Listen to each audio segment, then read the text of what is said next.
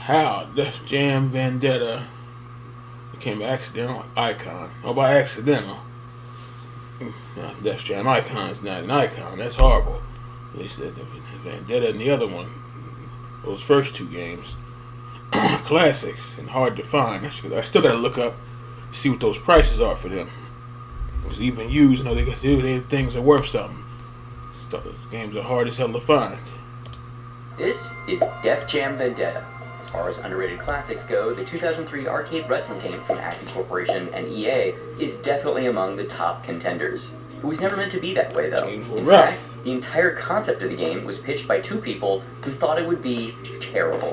Flash forward in time, and the Def Jam series has multiple beloved games under its championship belt. But today, those last two can stay there. Is on the ropes. Published under the short-lived EA Sports Big label, Def Jam Vendetta wasn't exactly a passion project for anyone involved. If there's one word that describes the game's development, it would be synergizing. The classic corporate buzzword that basically just means everyone involved is going to make a lot of money. I've been a rich man and I have been a poor man, and I choose rich every time. NBA Street developers Josh Holmes and Daryl Anselmo were busy working on a game codenamed Kung Fu Fighting, which some EA execs pulled them away from. They were tasked with creating a wrestling game pitch that EA could then give to a third-party development team called Acme Corporation. At the time, Acme was best known for the WWF titles WrestleMania 2000 and No Mercy. It was safe to say they knew what they were doing. It just needed to be pointed in the right direction.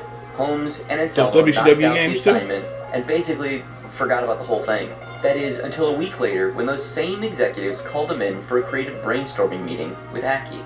Both Holmes and Anselmo were under the impression that they were going to help the developers at Acme get started. And then, they'd leave the meeting and be able to go back to their own project without ever having to think about wrestling ever again.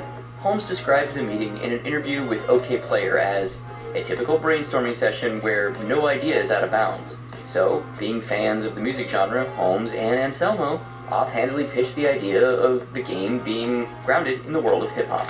To their surprise, the execs loved the angle. They took it a step further, imagining real-life rappers and hip-hop artists going up against each other in the ring.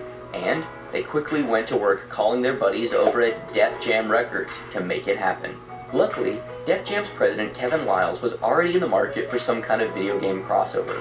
In the words of Lauren Wurtzer-Seawood, the former director of operations, the first thing I remember doing is reading an article about the value of EA and how much money they made. And I realized, okay, we need to do this.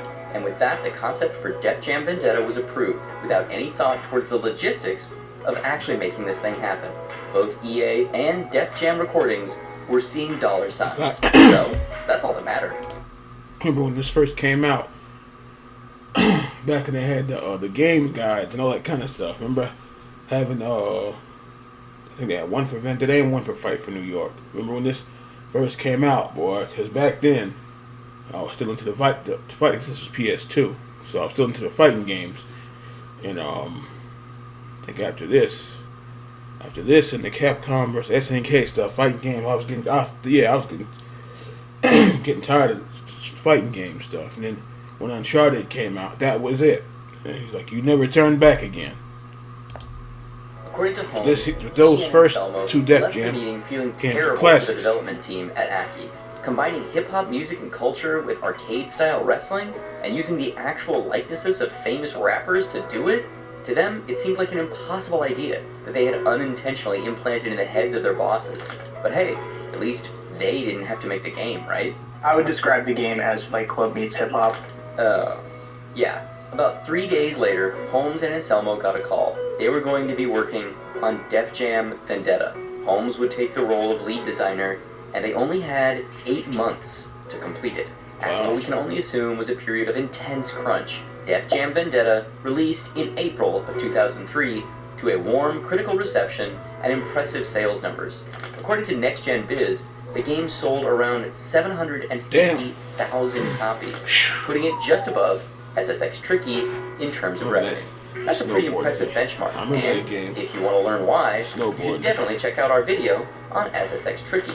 For a game pitched by accident and made purely to line the pockets of record label and gaming publishing executives, Def Jam Vendetta did not feel like a cash grab it so obviously started out A as. spin kick. As usual, we have creative people at the center of its development to thank for that. But in a less conventional twist, the creative people weren't just the game developers, they were also hip-hop artists. By the early 2000s, video games had started to lean hard into the use of recognizable music in their soundtracks. Crazy Taxi, Tony Hawk Pro Skater, and SSX Tony Hawk. all used their licensed music to great success. And wrestling games, well, they were dying. There we go. That's WCW World versus the World Tour. I remember all that. With Aki hoping to lead the charge.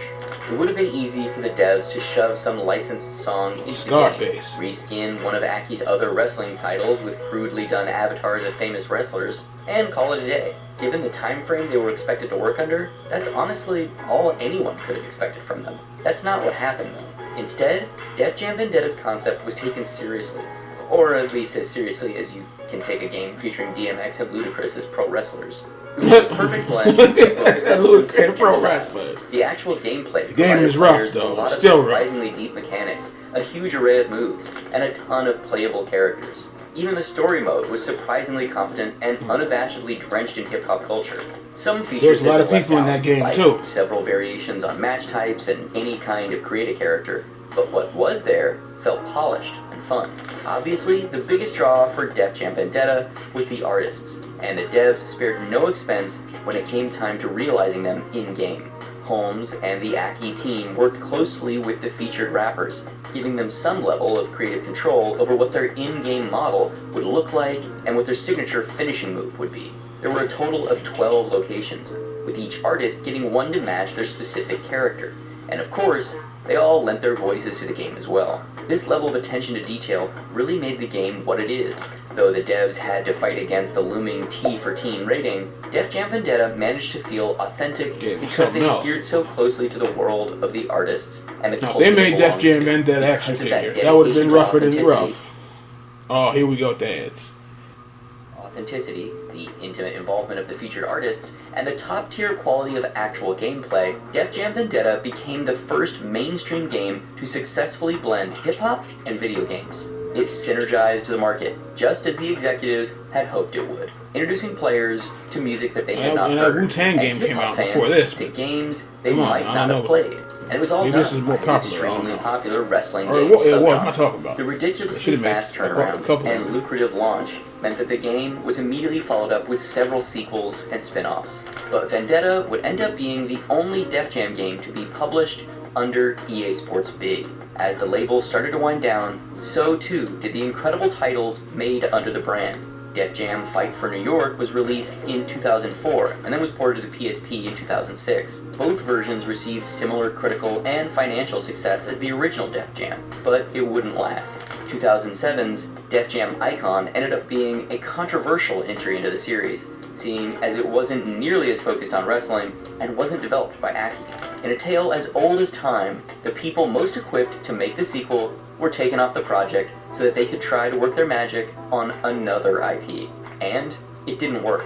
Neither did 2010's Def Jam Rap Star, which is a karaoke game spin-off of the Def Jam franchise. From there, Def Jam was dead in the water. It had met the same fate as so many other games originally published under the defunct EA Sports Big label. The sports titles that survived through the mid-2000s that company is became gone. progressively more formulaic Not EA Sports, and less but EA creatively Sports driven, Big. Okay, that's which left gone. very little room for a series Didn't know like that. Def Jam. AAA wrestling games in particular have How about the suffered Jerry and throughout the Batista? years from being uninspired, broken, and at least Oh, 5 Lord, years this guy. behind other genres in terms of their graphics and animation. Oh, go get him off the Unlike Def Jam screen. Vendetta, Yeah, get him off the it's screen. obvious that these games originated as simple cash grabs. There's no substance or style to a lot of these newer titles. Get out of here with In Mayhem. fact, I remember they that. pop out so Backstage consistently, Assault. makes it I so much remember more. that. Rumors of a I new had that. installment in the Def Jam franchise have been floating around the internet for years, and there may be no better time for it. Gaming needs more creative risks like Def Jam, Capone. and game publishers need to be reminded that sometimes those creative risks pay off. The original Def Jam Vendetta was a haphazard pitch made by two hip-hop fans who had no intention of actually making a game, but they did, and it ended up being incredible. Def Jam isn't just a wrestling game that holds up better than some of the other titles that have come out over the last decade, it's also a stellar example of how to meld two communities Game together is almost in a 20 way that years old, feels or both that might be natural 20 years and old now. respectful. And that's what makes Def Jam Vendetta an accidental icon. Thanks so much for watching the video all the way to the end, and if you liked what you saw, please be sure to let us know by liking the video, subscribing to the Nostalgic channel, gaming. and sounding off in the comments below. Would you play another Def Jam game? Would you want it to be a throwback? Or Yeah, it had to be remastered. It's weird. They brought back Grand Theft Auto like 5 or 6 times. What's the last one? 5. They brought back the Batman Arkham's like 2 or 3 times. They brought back the Uncharted collection a couple of times. And what's the other game? It's like GTA. What's that game? Saints Row. Jesus Christ. Yeah. So what's the problem here? You know, there's a lot of stuff they can remaster. Sometimes remasters get old because I know PS4 has like a truckload of remastered games. So they remastered the Resident Evil and some other stuff. I wasn't none into that. They remastered the Metal Gear. Well, I haven't played Metal Gear in 100 years, but some remasters are just horrible. Like no, man, but like I know what was that girl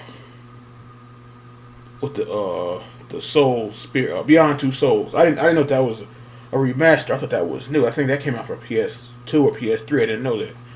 I got it for PS4. It was pretty good. I didn't know that was a remaster. But they remake this, and you know, somebody, trust me, they'll pick it up. I'm not talking about the downloading. I'm talking about the real copy. They want the real CD or whatever, not the digital download stuff.